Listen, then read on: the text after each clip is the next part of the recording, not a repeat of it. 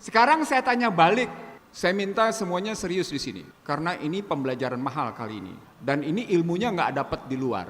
Yang kali ini saya omongin. Tapi tertulis 100.000 dengan gambar Soekarno-Hatta, dengan tulisan Negara Kesatuan Republik Indonesia, dengan tulisan Bank Indonesia, maka Anda percaya kertas ini bernilai 100.000. Jika tidak ada gambar Soekarno-Hatta, jika tidak ada tulisan Negara Kesatuan Republik Indonesia, jika tidak ada tulisan Bank Indonesia, ini bisa nggak berlaku 100.000? Bisa nggak? Nggak bisa. Itu berarti permainannya ada di permainan mata yang diterima oleh otak dan kalbu Anda sebagai Anda percayai ini 100.000 karena tertulis 100.000 diperankan oleh namanya negara dan Bank Indonesia. Sekarang pertanyaan, kalau begitu negara sebenarnya mestinya menjadi pencipta uang atau pencipta utang? Benar. Tuh. Kalau pencipta uang kenapa ngutang? Nah, itu salah. Nah, para santri, ibu sekalian, ini omongan sederhana, tapi saya bilang sama Anda, ilmu ini sedang dalam pertempuran dahsyat di barat sana. Karena sedang bergeser menjadi bentuk cryptocurrency. Permainan persepsi yang luar biasa. Yang Anda, kita semua akan ditipu 3 kali dari permainan persepsi ini. Karena ini acap kali tidak dipahami oleh hampir rata-rata ekonom, jangankan ekonom Islam, ekonom neoliberal aja nggak ngerti gitu loh. Ekonom mainstream aja nggak ngerti gitu. Sebenarnya ini omongan lama, kalau Pak Amin udah tahu karena saya berulang-ulang ngomong kayak gini gitu.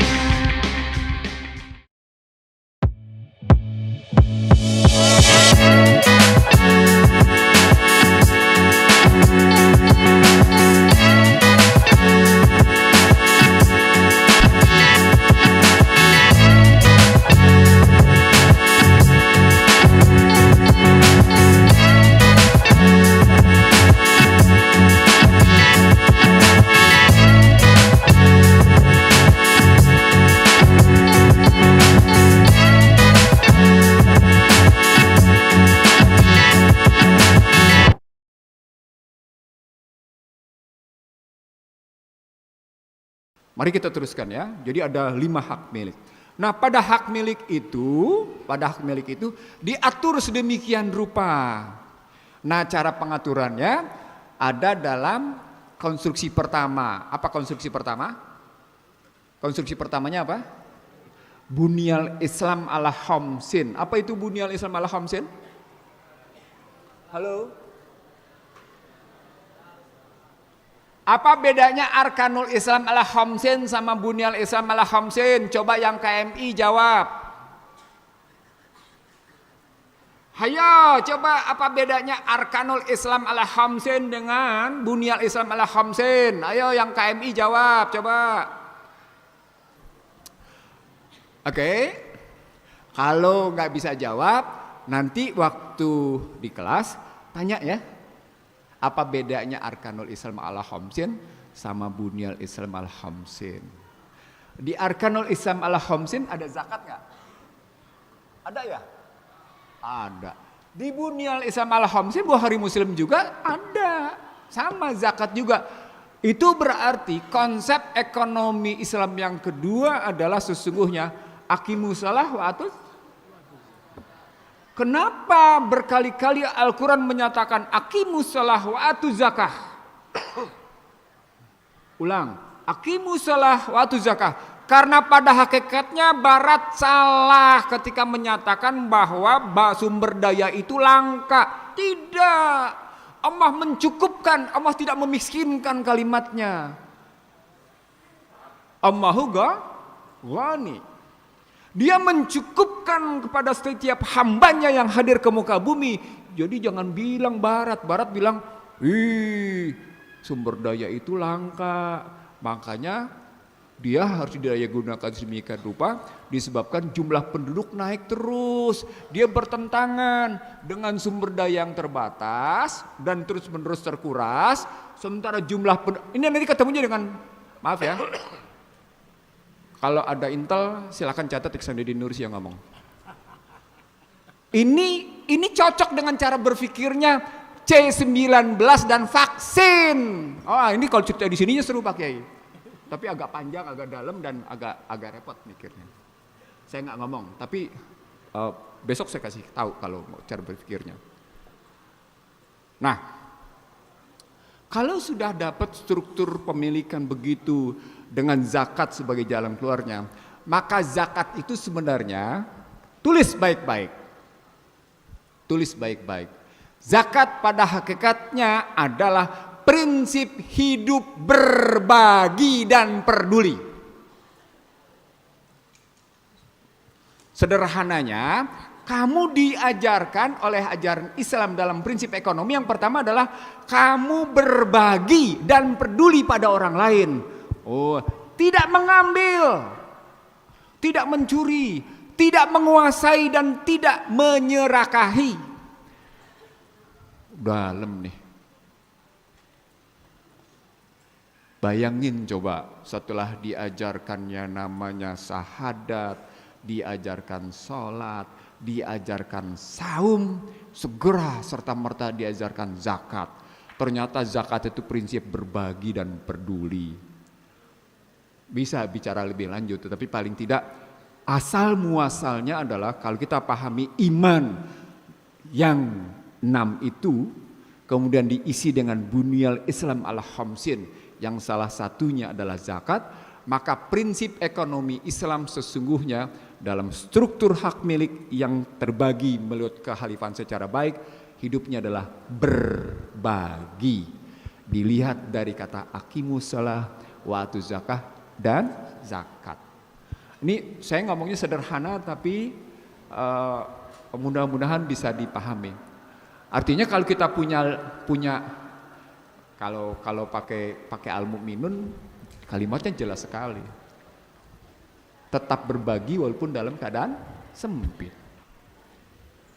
Tetap berbagi walaupun dalam keadaan sempit. Apakah kamu dalam keadaan lapang atau kamu dalam keadaan sempit, kamu tetap berbagi pada orang. Tapi pada saatnya sama, sang miskin, orang yang miskin, yang tidak menunjukkan kemiskinannya dan menunjukkan bagaimana sikap kecukupannya, dia bahkan sama terhormatnya dengan orang yang selalu mau berbagi. Hebat gak ajarannya? Hebat ajarannya di situ. Jadi, apa artinya dalam konteks ekonomi Islam? Ini memang saya agak berbeda dengan teman-teman Pak Kiai. Saya memang bukan agak berbeda, saya memang berbeda dengan teman-teman masyarakat ekonomi syariah Pak Kiai. Saya memang berbeda dengan Ikatan Ahli Ekonomi Islam Indonesia Pak Kiai, dalam cara pandang tentang ekonomi Islam. Misalnya saya menyebut perbankan syariah itu tetap saja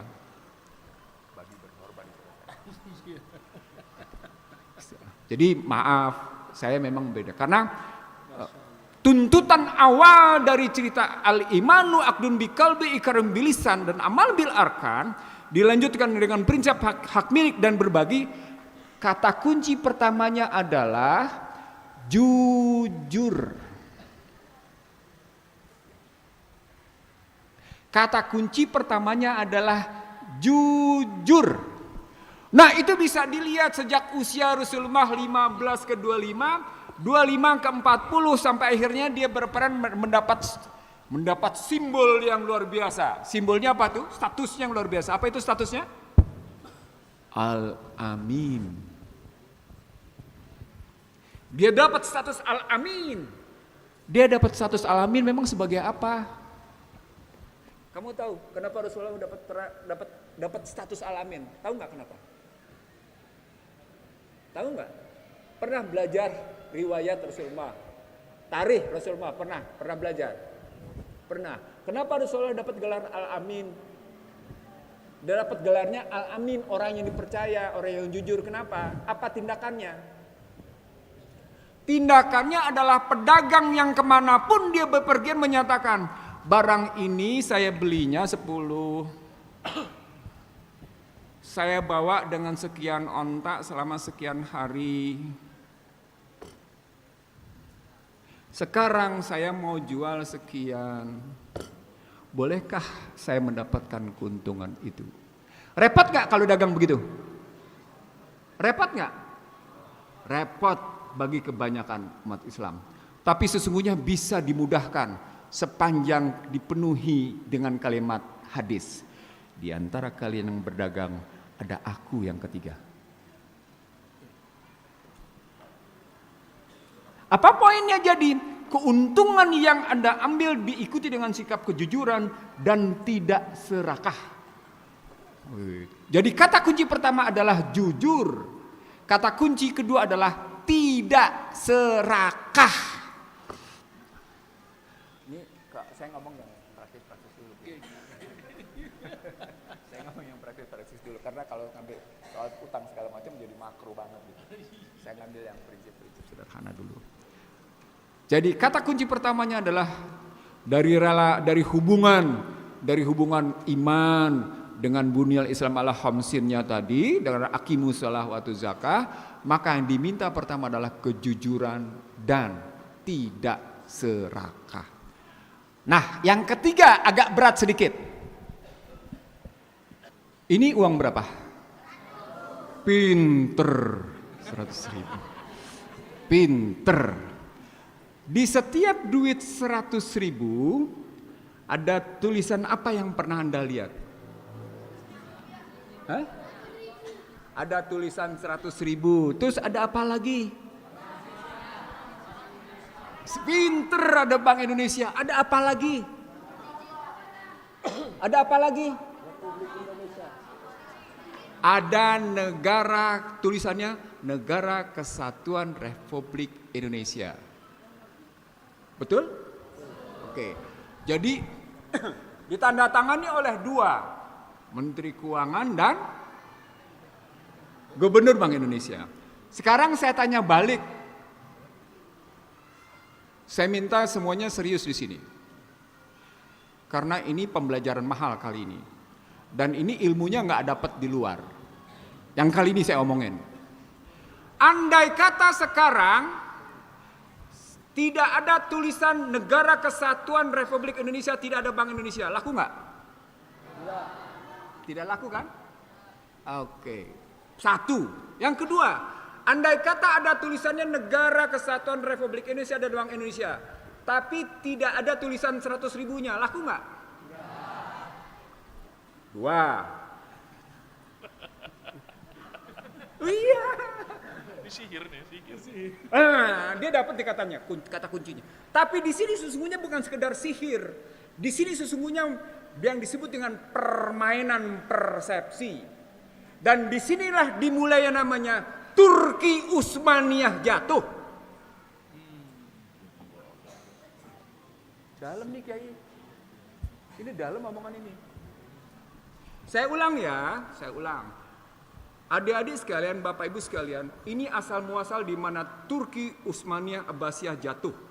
Karena pakai pendekatan ini. Persepsi.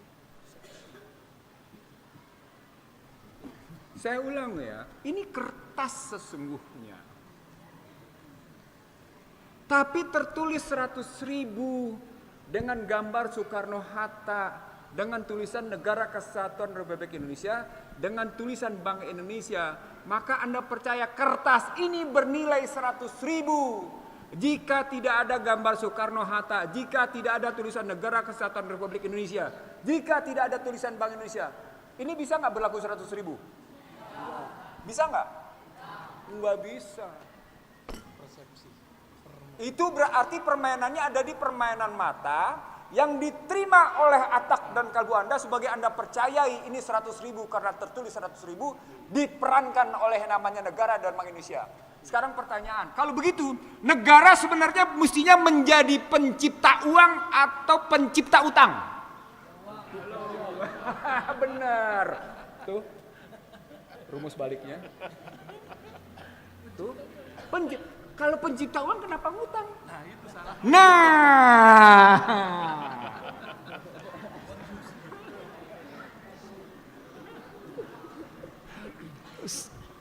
Para santri, ibu sekalian, ini omongan sederhana, tapi saya bilang sama Anda, ilmu ini sedang dalam pertempuran dahsyat di barat sana.